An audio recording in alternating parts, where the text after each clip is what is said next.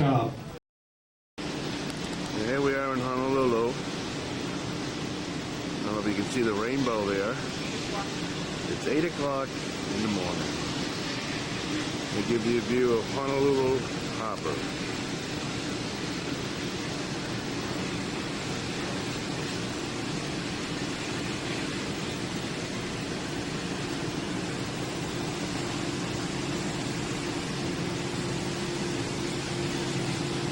This thing's still focusing in and out sometimes.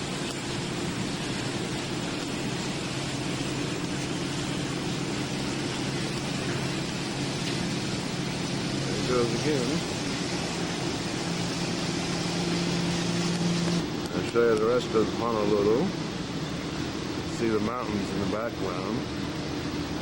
The city has grown up in front of those hills, so it's unlike all the other islands we've been on. It's pretty populated. There's our ship. I will continue on with our trip of the Honolulu Harbor here. It's a very sunny day. There's people down on the deck waiting to depart so they can get to their hotels or wherever they're going to go. You can see some of the hills way off in the background there, some dark clouds near it.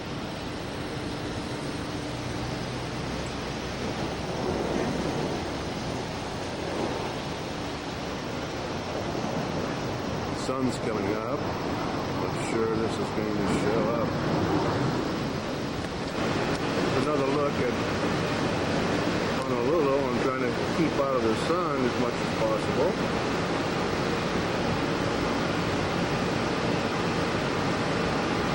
There are the Twin Towers. I don't know if you can see them on this film. The condominiums.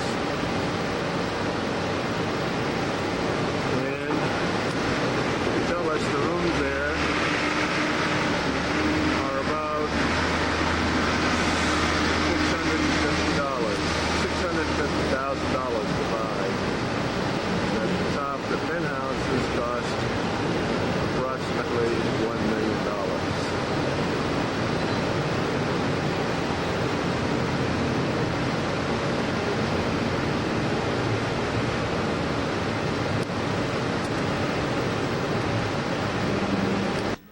Just arrived on the island of Oahu beach of Waikiki in the Hilton Hawaiian Village. And this is our room. Clyde is looking things over to see what there is to do. This is our bed. Nice little refrigerator fully stocked with whatever you might want.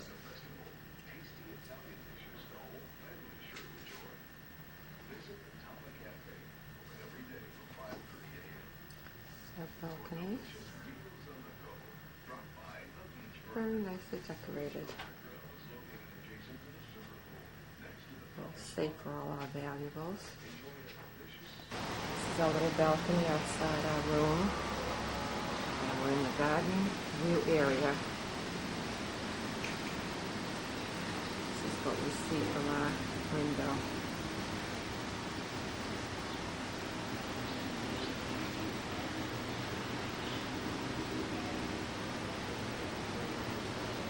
It's just off there to the distance.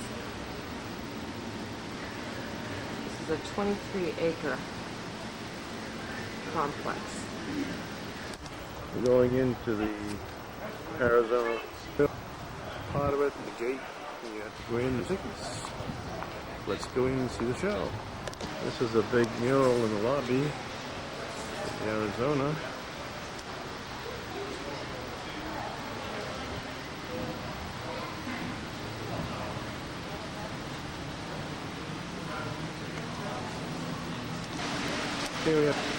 Over there is where we're going to be going into the theater. Pictures. Buy some souvenirs. What do I see over there? Buying things. Does she look familiar? Oh, there she goes. Now this is Pearl Harbor. I'll take you for a walk around. You can see the memorial. We're going to out there on the trees.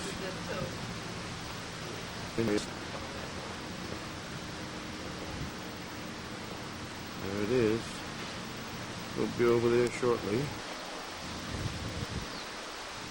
The rest of the area.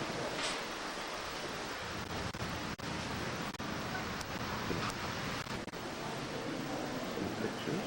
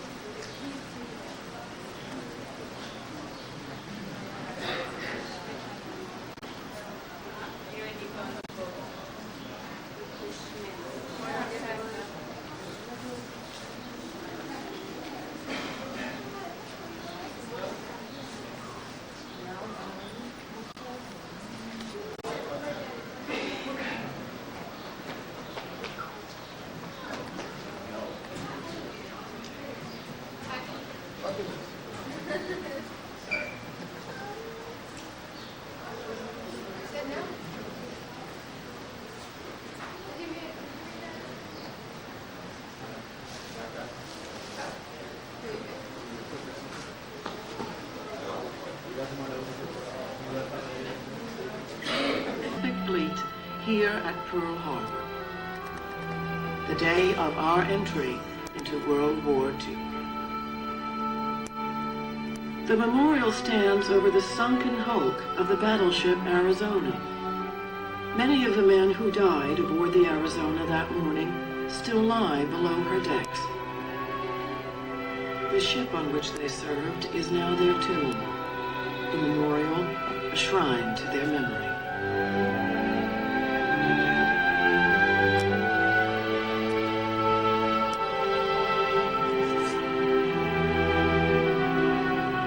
What happened here on that Sunday in December? Why was our fleet attacked?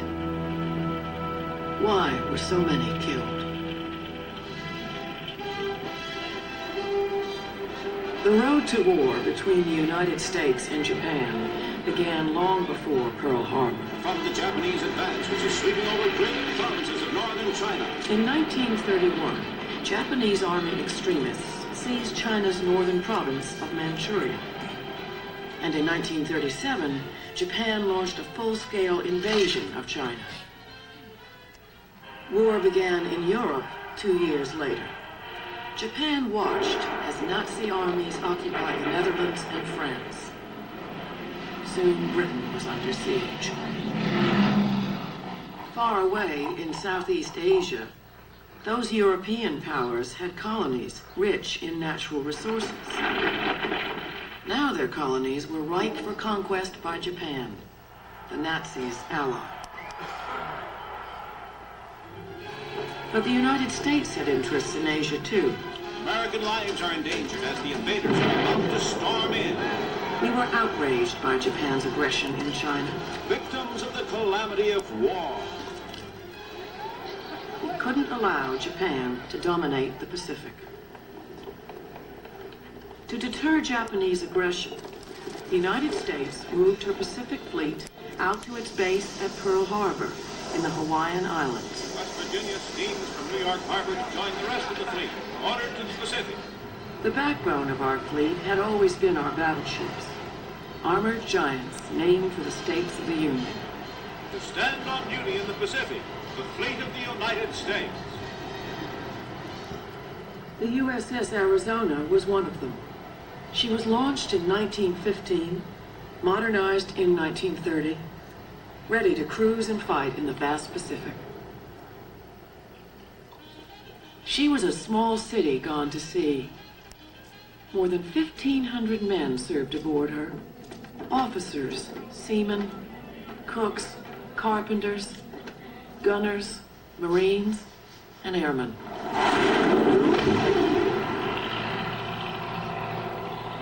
All hands, and your battle station. She was protected by more than 8,000 tons of armor plating. The Admiral on his flagship as he leads his squadron into action. The mythical battle ordered by the signal. Her 14-inch guns could fire a shell 20 miles. In war games and exercises, she looked invincible. But the Navy was soon to learn that the age of the battleship was at an end. The age of the aircraft carrier had arrived. One man who knew it was Admiral Isoroku Yamamoto, Commander-in-Chief of the Japanese Combined Fleet. Though opposed to war with the United States, Yamamoto believed that if Japan wanted to seize the European colonies in Southeast Asia, the U.S. fleet at Pearl Harbor would have to be knocked out first. He proposed to use Japan's first-line aircraft carriers and hundreds of planes in a massive surprise attack on Pearl Harbor. Before the Americans could rebuild their fleet, Japan could achieve her goals in Asia. It was a daring gamble. In July 1941, Japanese forces seized all of French Indochina. Fearing that Japan would use these Indochina bases for an attack on our garrisons in the Philippines, the United States government took action. President Franklin Roosevelt demanded an end to Japanese aggression. To back up his demands, he stopped all sales of American oil to Japan. Oil.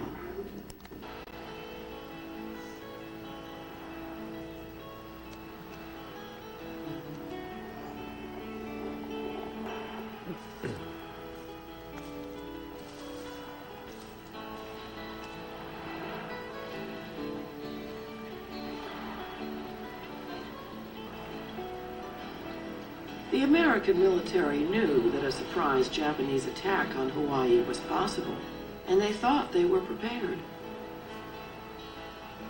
The U.S. Pacific Fleet was by Admiral Husband E. Kimmel. Admiral Kimmel sent out the fleet from Honolulu weekly on exercises, preparing for offensive operations in case of war with Japan. While in port, the defense of the fleet rested with the Army under the command of Lieutenant General Walter C. Short. An impressive array of coast artillery, anti-aircraft guns, and even an early form of radar protected Oahu's shores. Army fighters based at Wheeler and outlying airfields guarded the skies. Hickam Field's heavy bombers could strike an enemy fleet long before it could reach attack position. General Short believed, however, that the great danger was not air attack, but saboteurs hidden amid Hawaii's large Japanese population. To make his aircraft easier to guard, he ordered them parked wingtip to wingtip, their guns unloaded, in the center of the airfield.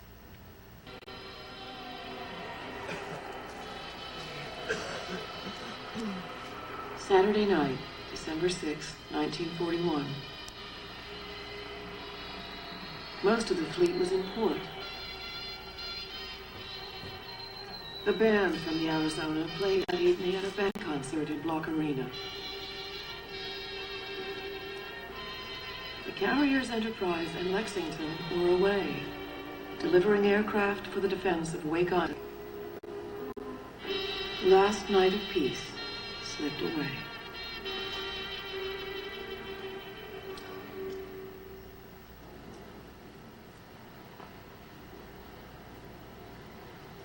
Six o'clock a.m., 220 miles north of Oahu. Still undetected, Nagumo turned his carriers into the wind and launched his planes.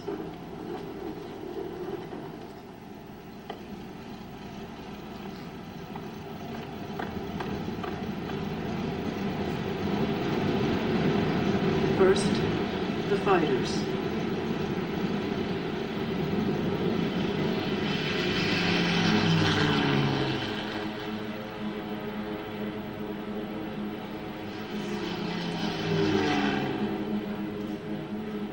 Then the attack planes, carrying special armor-piercing bombs to hit the battleships, or aerial torpedoes modified to run in the shallow waters of Pearl Harbor.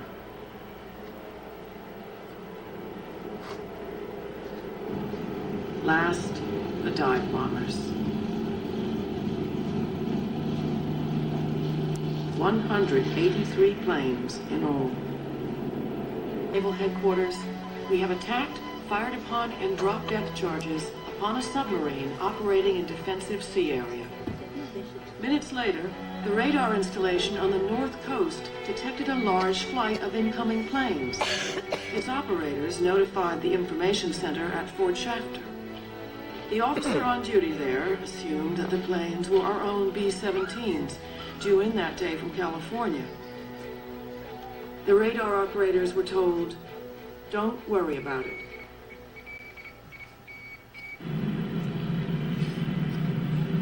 The radar had detected the Japanese strike force. At 7:48 a.m., they hit Kaneohe Bay Naval Air Station.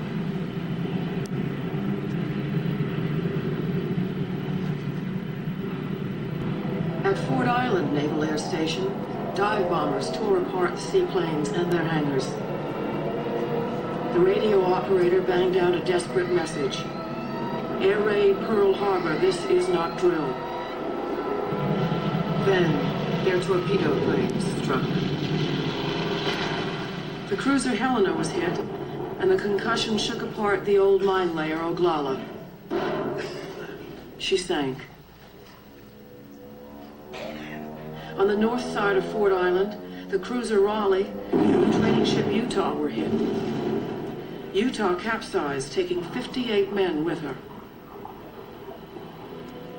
Other torpedo planes swung around the harbor entrance and attacked from the south. Their target, great ships moored along Battleship Road. Within minutes, West Virginia, Oklahoma, and California were all hit and sinking. West Virginia settled on the shallow bottom. Hit by 2 torpedoes, California began to list and would have turned over, but was counterflooded in time. She too sank upright. But Oklahoma rolled over too quickly to be saved. Within minutes, hundreds of seamen were trapped inside. 400. Arizona, a few minutes after 8.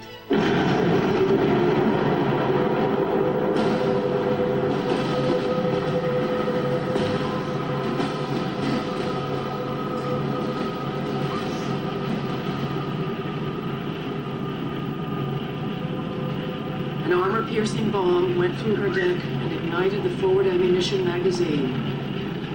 Thousands of tons of ammunition exploded. No one who heard that sound would ever forget it. 1,177 men died in those moments.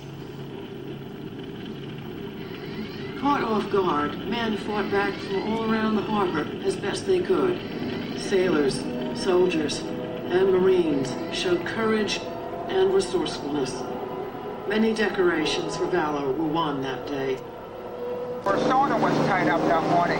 In the orange bar in the water, that marks where the stern of the Arizona lies today on the floor of Pearl Harbor. So as you can see, this memorial building is built directly over the Arizona. But it does not touch the ship because Arizona is considered to be a cemetery. The two pillars which hold up this building are on either side of the ship. And this is why Alfred Price designed this building like a suspension bridge. Most of the weight is at the two ends where the two pillars are, so the middle of the building is lower.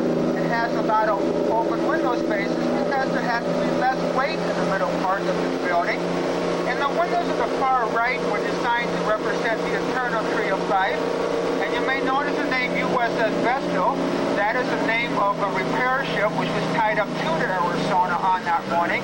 In about the same spot where this boat will tie up in just a few minutes. And what is left of the Arizona lies just beneath the water surface of 40 feet of water and 20 feet of mud, silt, and sand.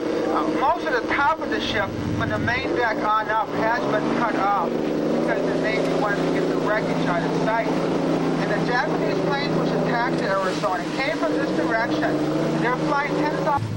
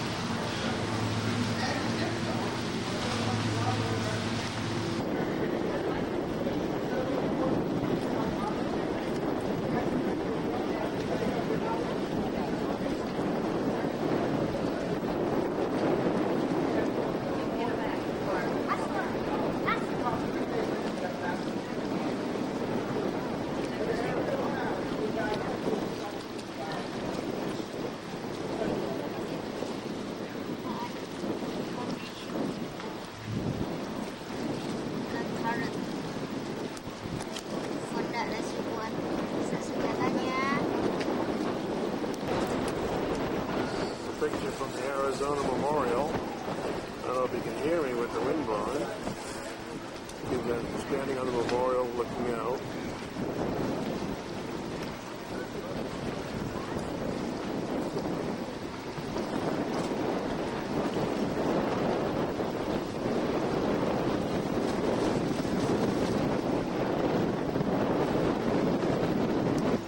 There's a view looking out on the other side of the memorial.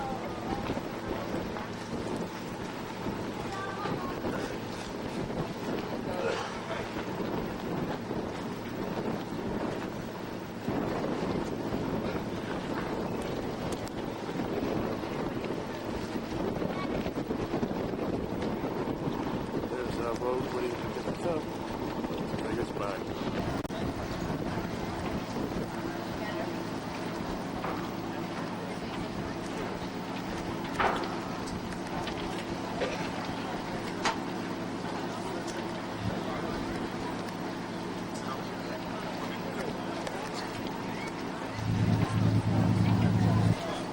Unusual seeing food left on headstones.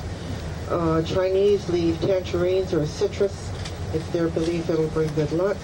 We see full beer containers unopened rather than open and only half full. Big holidays like Christmas coming up, Thanksgiving, New Year's, we might see a bottle of nice red wine. We may have one that's 7-0 that lead up to the statue. On each side of the stairway are galleries listing 27,000 names of the people missing in action. 70 step far right, that is the columbarium for those who were cremated. These are burials of military personnel from out of state. This is where their families elected to have them interred. The locals are all around because there's nothing in here. It's all brush. For those of you who enjoy cooking with real fresh spices and herbs, the trees that line the sides of the stairway are allspice. The middle headstone belongs to Ernie Pyle, and the middle headstone between the two urns with the flowers belongs to Onizuka. See back there on the right. We're now standing outside the Iolani Palace. The only palace left in the United States today. Everything is the original. Glass, mirrors inside, shutters, everything except in one room. They've put in a new carpet, but everything is the original.